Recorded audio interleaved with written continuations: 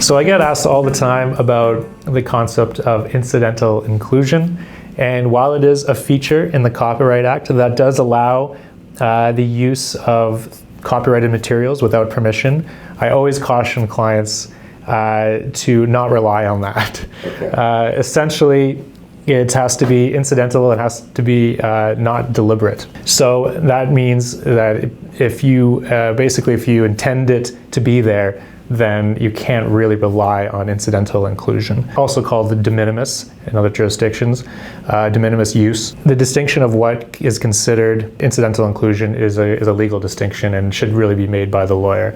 And it's not something that permits filmmakers just to include anything they want. It really comes down to very limited context in which something can be included, in which we will rely on incidental use as a means to clear it. If you're filming in the real world and something that enters the frame in which you didn't obtain permission, something like that, in those contexts, we look at it on a case-by-case basis and determine whether it may be considered incidental use.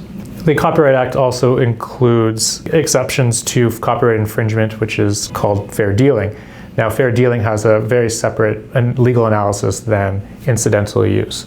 So if something does make it into the frame and it's not deemed to be incidental use, then perhaps you can explore whether it could be considered fair dealing, and as a means to clear that item that made it into the frame without obtaining permission.